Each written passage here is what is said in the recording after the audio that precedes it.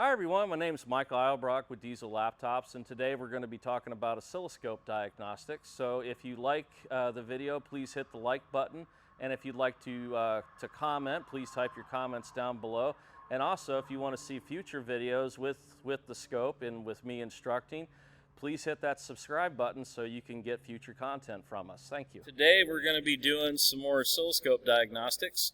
But I got a little bit of a twist this time. So not only are we going to be using a scope to test an ABS wheel speed sensor circuit, but we're also going to be using a waveform generator as well to inject the signal into the computer to see if we get a response from our software. Okay, and not only that, I'm going to go over the circuit operation of an ABS wheel speed sensor for a floating design. Okay. So first thing I want to show you though is my waveform generator. So if I go over to my picture here, actually let me find it. This is my waveform generator right here. Okay. So this is just a little 2-channel pocket scope. It's a DS212, but it also has a waveform generator on it, and I've got it plugged into the wave out jack right here. Okay, and how you do it is when you first power it on, you go to your option page, you go to waveform out, and then you adjust what type of waveform you want and what frequency and duty cycle that you want it at. Okay, so let me just go over here. I'm going to hit that button for the waveform out feature right here. So I'm on a sine wave, and I'm going to turn my frequency all the way down to about 10 hertz. Okay, so I've got that all set up, and that's how I adjust my waveform output with the waveform generator. Okay, now what I'm going to do is, since I showed you what I'm using, how I adjust it, next thing I want to show you though is circuit operation. So let's go over to a schematic that I drew up here, and as you can see on the schematic, I've got the ABS ECM, the ABS wheel speed sensor. They're normally about 1,000 ohms resistance. I'm showing my waveform generator setups, and then I'm also showing the internals, the circuitry of the computer, and I'm going to explain to you how the computer is able to sense these signals. All right, so what happens is you get 12 volts that comes from your battery, or it could be 24 volt, depending on the system that you have. It goes into a 5-volt regulator, and then past the 5-volt regulator, there's a resistor inside the computer that is tied in to the resistor here on the ABS sensor. So what this does is, when you've got two resistors in line, it creates a voltage divider circuit. Okay, so what happens now that it has a voltage divider circuit, the computer is able to sense a voltage drop with its processor here. Okay, so what basically happens is when this sensor is plugged in and this 5-volt comes out, and if it senses that the circuit's complete and you've got current flow, it's going to show a voltage drop. So it's going to drop from that 5 volts, and you're going to see about 2.5 on the high wire and about 2.4 on the low wire, and that's because of the voltage divider circuit here. Okay, so that's how the computer is able to tell if there's a complete path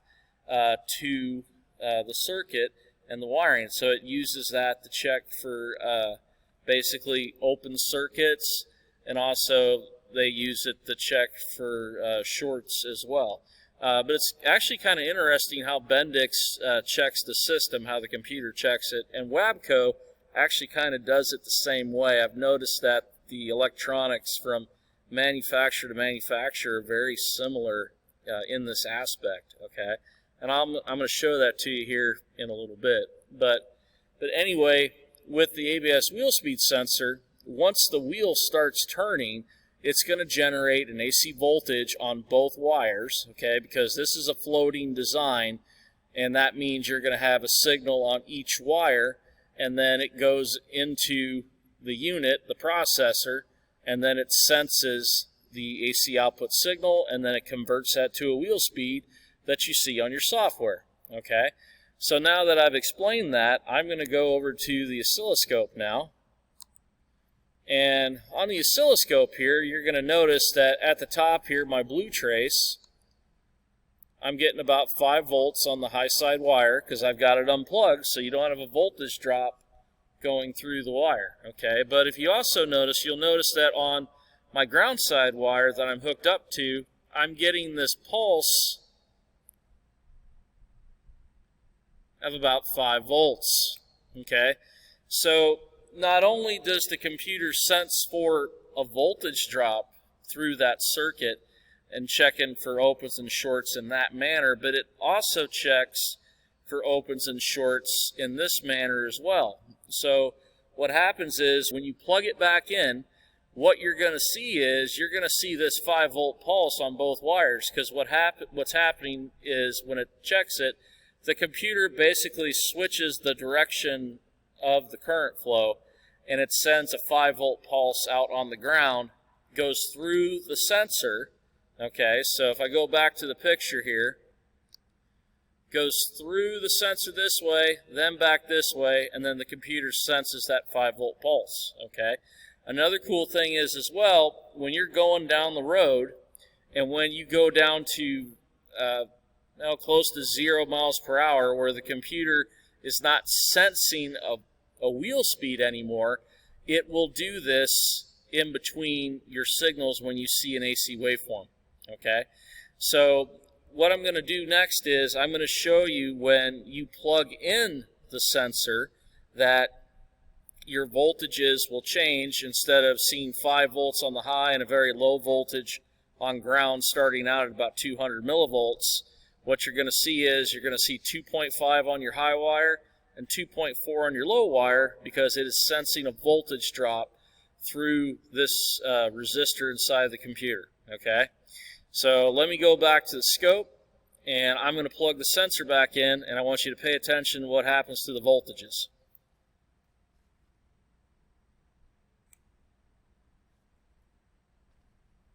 Okay, so I just plugged it back in, but now check this out. So now I'm getting this pulse on this wire now, and it's about 5 volts. Okay, and then when I drag this down,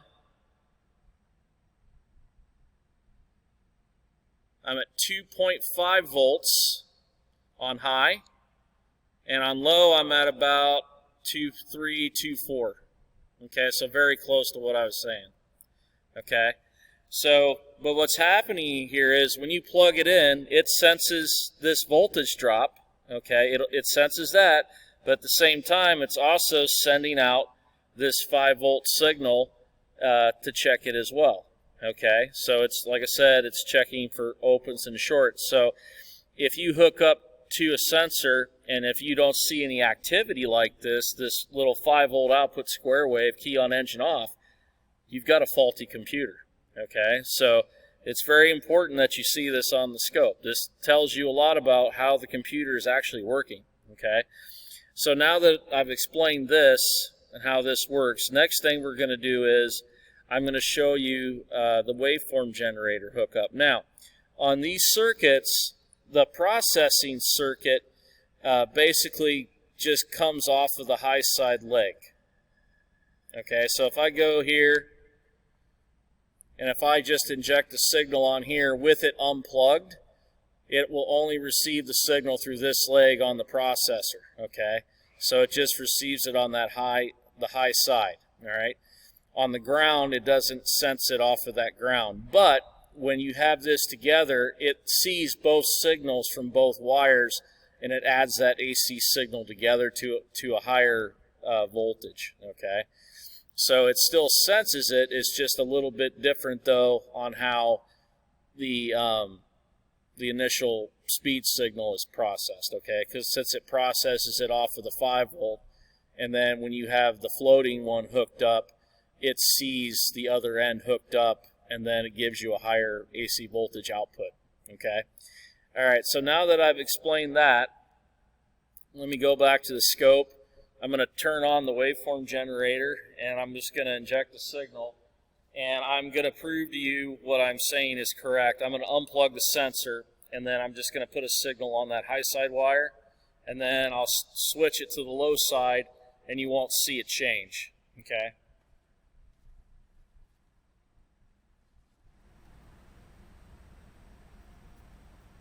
All right, so I'm unplugging the sensor. I'm at 5 volts.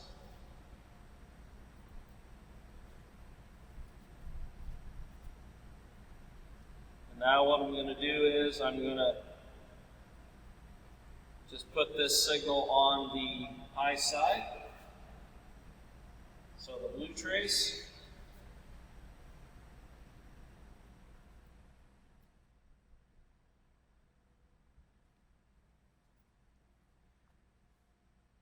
And as you can see, I've got a signal on here now. So if I decrease this, it's showing just that signal on the high, okay? And I'm unplugged. Notice that the computer still thinks on the B channel that it doesn't have an output signal on it, so it's still sending out that 5-volt signal on this leg, okay? And I've got a signal here now. Now, if I go to the software, we're going to see a change in the speed on my additional axle right wheel. So I'm going to change the speed here. I'm on the 5-volt supply wire, okay? And you can see it's averaging out at about 5 volts, and I've got a square wave on it. Okay, but I'm not getting anything on the ground, okay, because I've got the ground dead, okay. So let me hook the other channel back up.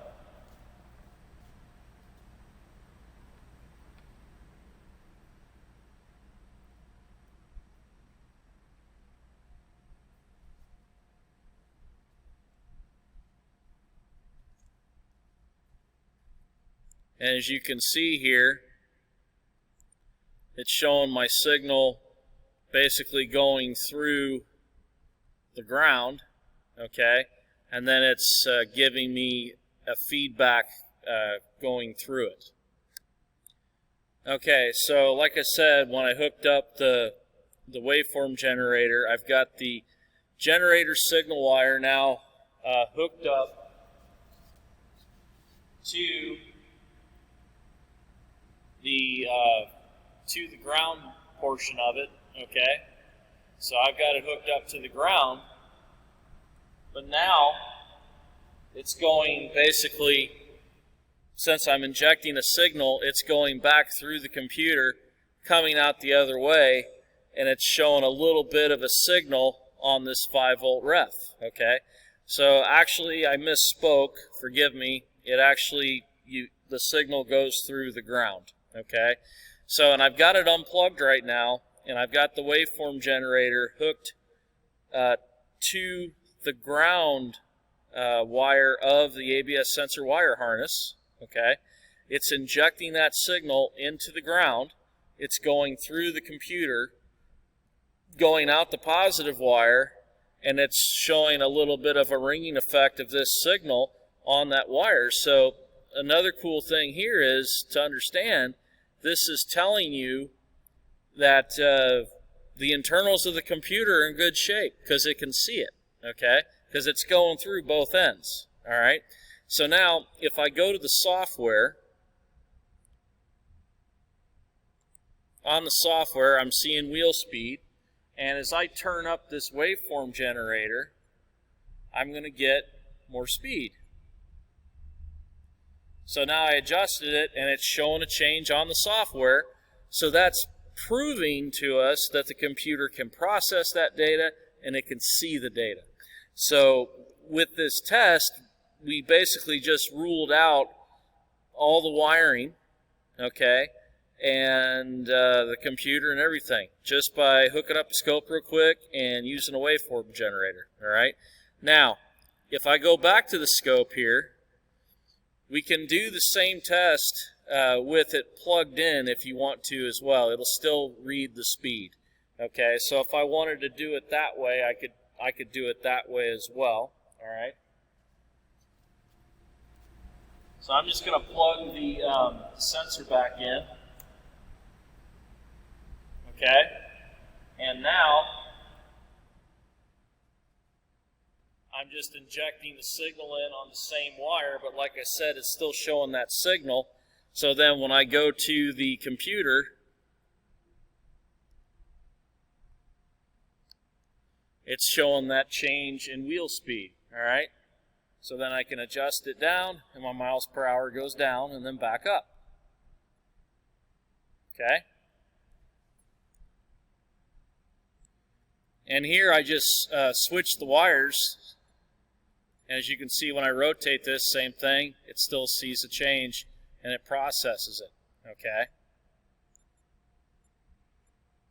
So anyway, that's how you do the test. Now, the reason why I'm showing you these different ways is because I'm trying to explain to you, how it actually works, okay? So how the computer thinks, how it processes the signal, that's why I'm showing both of these ways. Now, you don't have to do all of this, like this painstakingly. Probably your best bet is if you're suspecting a problem, with your signal wiring, and if you just want to see if the computer can register it, then all you need to do is you could unplug the sensor here and just hook across both leads, inject the signal, and see if you see an RPM change.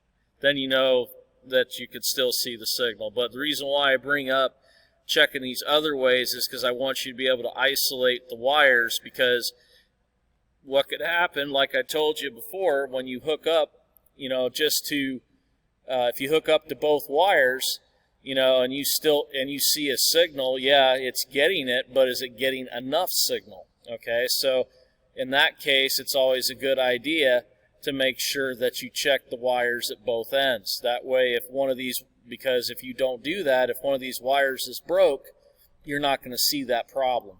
Okay, so now what I'm going to do is I'm just going to hook straight across the sensor connector. I'll unplug the sensor, and then I'll show you it's the same way. So I'll basically be doing this hookup right here. All right, so I'm going to unplug the sensor now.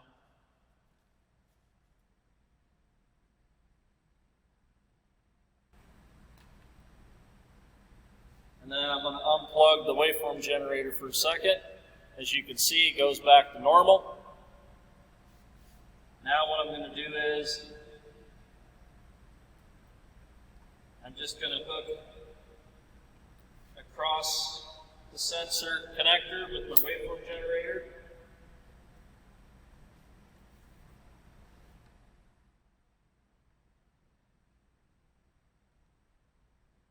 So positive and negative. And now I've got this signal right here. All right?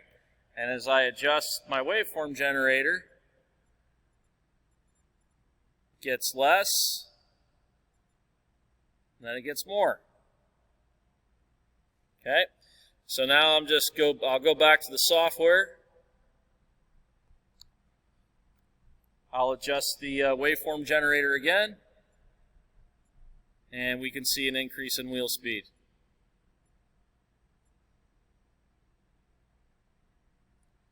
So that's what I wanted to show everyone today.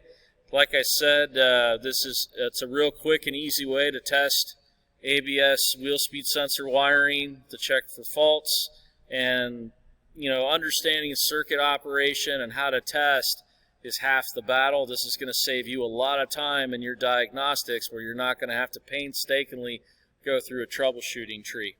Now, it's always good to use troubleshooting and look at information, but the thing is, ladies and gents, if you figure out how it actually works, you can learn how to test it way faster, okay? And it doesn't matter if you're using meter, scope, whatever, but, using a scope and then a waveform generator just makes things so much easier, okay? So that's what I wanted to talk about. If you have any questions about what I did today, any questions about this tool here, I'd be more than happy to answer them for you. It's just, like I said, it's a DS212 2-channel pocket oscilloscope, and it's got a waveform generator on it. You could buy a one channel if you wanted, but these are actually pretty inexpensive, like $100. So there's no reason why you shouldn't be using scopes in industry for heavy duty. Okay, but no, that's the pocket scope, and then I was using our diesel scope, which is a pico scope basically, and then the software that I was using, it was the Texa IDC5 software. If you like this video, please make sure that you hit the like button down below. And if you have any comments, please make sure to comment about any questions that you have about the video. And also, if you want to see future videos of me giving you instructions on scopes, please make sure you hit the subscribe button.